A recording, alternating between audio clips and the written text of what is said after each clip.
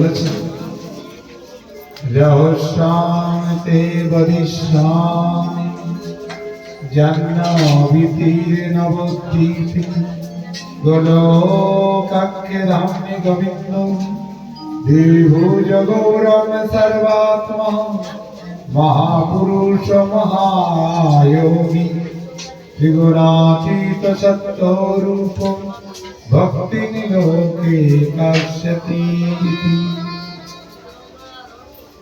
অথর্ববেদে বলেছেন তিনি নবদ্বীপ ধামে জাহ্নবীর তীরে তিনি অবতীর্ণ হয়েছেন এবং পীত বর্ণ তিনি ত্রিগুণের অতীত সচি সুন্দর ভগবান গৌর হরি তিনি অবতীর্ণ হয়েছেন। শাস্ত্রেতে অনেক অনেক ভগবানকে শুধু ভগবান মুখে বললেই হবে না, তার প্রমাণ এখানে বহু বহু শাস্ত্রেতে প্রমাণ দিয়েছে। অথর্ববেদ ভাগবতে বলেছেন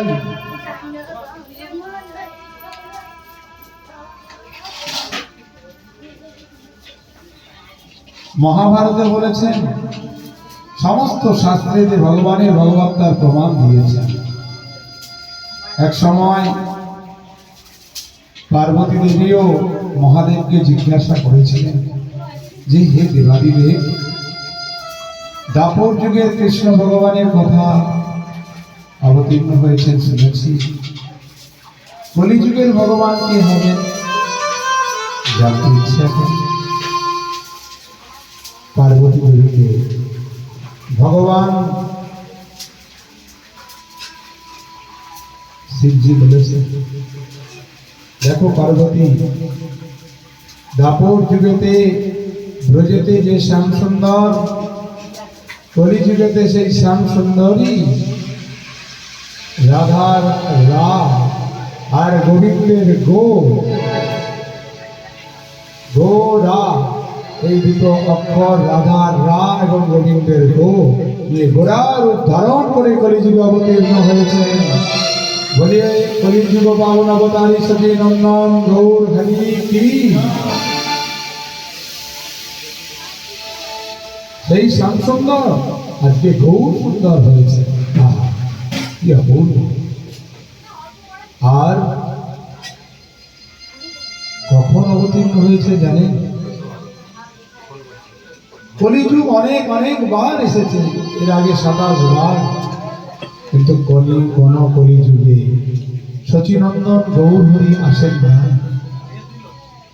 একমাত্র এই 28তম কলিযুগে অর্থাৎ অষ্টাবিংশতি কলিতে শচীনন্দন গৌর হরি অবতীর্ণ হয়েছে। সেই জন্য বলেছেন ধন্য কলিযুগ সর্বযুগ যে যুগে হইল শ্রী চৈতন্য সমস্ত যুগ কতবার কলিযুগ এসেছে, কিন্তু এই অষ্টাবিংশতি কলিযুগকে ধন্য বলেছেন। কেন? কোন কলিযুগে ভগবান গৌর সুন্দর আসেন নাই, একমাত্র এসেছেন এই অষ্টাবিংশতি কলিযুগে। তাই এই কলিযুগের অনেক দোষ ত্রুটি, অনেক বিশৃঙ্খলা, অনেক অরাজকতা থাকলেও একটি মহান গৌর, যে কলিযুগে শচীনন্দন গৌর সুন্দর এসেছে। সেজন্য আমরা সকলেই ভাগ্যবান ভাগ্যবতী। বলিয়ে শচীনন্দন গৌর হরি কি।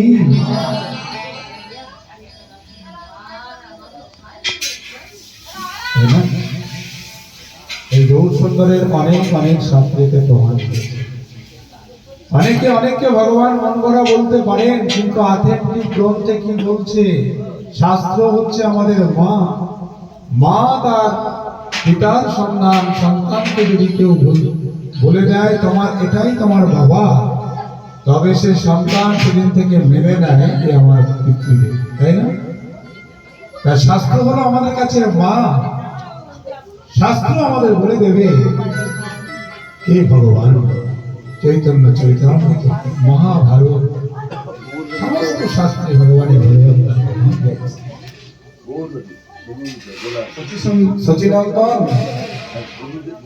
গৌর বলেন হে কম অদ্বিতীয়। রাধা কৃষ্ণ দুজন ছিল দাপর যুগেতে, তারা দুজন আজকে দুই এক হয়েছে। রাধার অঙ্গকান্তিকে নিয়ে দুইজন মিলে একত্রিত হয়ে তারা গৌর সুন্দর রূপে কলিযুগে এসেছে। কারণ এই কলিযুগে ভগবানের অবতীর্ণ হবার কারণ হলো গৌণ কারণ আছে, মুখ্য কারণ আছে। গৌণ কারণ বলতে গিয়ে বললেন বেদান্ত মহালয় অনর্পিত চরিণ চিরা করুণারব তীর্ণ কলো সমর্পিত মুন্নতোজ্জ্বল রসং সভক্তি শ্রিয়ং হরিপুরত সুন্দর জ্যোতি কাদম্ব সন্দীপিত সদা হৃদয় কুন্দরে সুরত সচিনন্দন। অনর্পিত চরিং চিরা, যেটা কোনোদিন ভাবা যায়নি, কল্পনা করা যায় না, তিনি করুণা করে আমাদের কাছে অবতীর্ণ হয়ে তাঁর যে স্বভক্তি, নিজস্ব যে ভক্তি, প্রেম ভক্তি, সেটা সমস্ত জীবের দ্বারে নিত্যানন্দ প্রভু হরিদাসের মাধ্যমে সেই প্রেম ভক্তি বিলানোর দায়িত্ব দিয়ে ঘরে ঘরে প্রত্যেকটি জীবের অন্তরে যাতে প্রেম ভক্তি স্থাপিত হয় তার সুব্যবস্থা করেছে এই কলিযুগে। তাই সেই সচিনন্দন গৌর হরি আমার হৃদয়ে প্রচুর পরিমাণে স্ফূর্তি প্রাপ্ত হন, জয়যুক্ত হন। গৌণ কারণ, মুখ্য কারণ কি? মুখ্য কারণ হল রাধারানী কৃষ্ণের সাথে যে প্রেম করতেন, সেই প্রেম কেমন, রাধারানী আস্বাদন করে কেমন তার মাধুরিমা অনুভব করতেন, সেই রাধারানীর প্রণয় মহিমা কি প্রকার, তার মাধুর্য কি প্রকার, আর তার প্রণয় মহিমা প্রেম করে যে অনুভব হতো সেই অনুভবটা কি রকম, এই তিনটে জিনিস কৃষ্ণ অবতারে তিনি আস্বাদন করতে পারেন নাই। এই তিনটে অপূর্ণ ছিল, সমস্ত পূর্ণ করেছেন। সেই অপূর্ণ তিনটি এই কলিযুগে পূর্ণ করবার ইচ্ছাতে তিনি রাধার ভাব কান্তিকে নিয়ে বাহিরে রাধা, অন্তরে কৃষ্ণ, এভাবে তিনি অবতীর্ণ হয়েছেন। বলিয়ে সচি সুন্দর গৌর হরি কি জয়।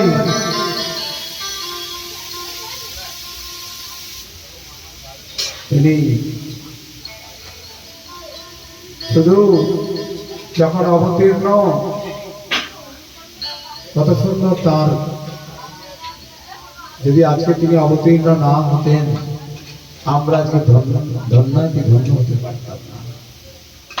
আমাদের এই জীবন, এই কলিযুগ কোনটাই ধন্য হতো না যদি সচিনন্দন গৌর হরি এই যুগে অবতীর্ণ না হতেন। মুখ্য কারণ হল সেই তিনটে, রাধারানীর সেই ভাব আস্বাদন করে কেমন, এটা তার জানবার প্রবল ইচ্ছার জন্য তিনি কলিযুগে অবতীর্ণ হয়েছেন। কারণ এই অবতীর্ণ হওয়ার যার জন্য তিনি হলেন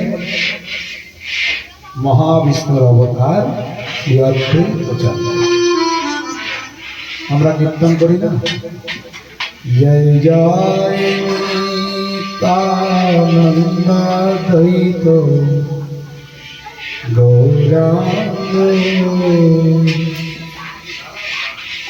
নিতাই গৌরাঙ্গ, নিতাই গৌরাঙ্গ, জয় জয় নিত্যানন্দ দ্বৈত गौरांग। प्रेम से बोलो ना, सचिनंदन गौर हरि की जय, नदिया बिहारी लाल की।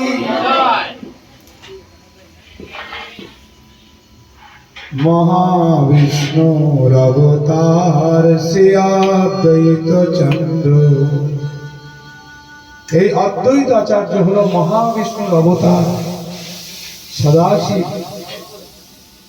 অদ্বৈত আচার্যের আকুল প্রার্থনাতে ভগবান আসতে বাধ্য হয়েছিলেন। সেই জন্য বলেছেন নারার হুঙ্কার, নারাকে অদ্বৈত আচার্য, তার হুঙ্কার গোবিন্দ এখানে প্রকটিত হতে বাধ্য করেছে। তাই আমরা অদ্বৈত আচার্যকে প্রণাম জানাই। এই অদ্বৈত আচার্য কে জানেন? তিনি হলেন শিবের অবতার সদাশিব, মহাবিষ্ণুর অবতার। এই অদ্বৈত আচার্য দেখলেন যে কলিযুগের তখন নবদ্বীপের এমন দুরাবস্থা, সকলের মধ্যে ঝগড়া, অশান্তি, কলহ সমস্ত লেগেই থাকত। তখন অনেক পণ্ডিত ছিল, তারা অনেক বেদ পাঠ, গীতা পাঠ, ভাগবত পাঠ করত, কিন্তু সেই পাঠ করে তারা জ্ঞানের কথা, যোগের কথা, বৈভবের কথা শুধু ব্যাখ্যা করত, ভক্তির কথা ব্যাখ্যা করত না। সমস্ত জগৎ কৃষ্ণ বিমুখ হয়ে গিয়েছিল। এরকম স্বাধীনভাবে নবদ্বীপে কেউ চলাফেরা করতে পারত না, কোন নরনারীগণ। ভয়ঙ্কর অবস্থা, কৃষ্ণ বিমুখ। অদ্বৈত আচার্য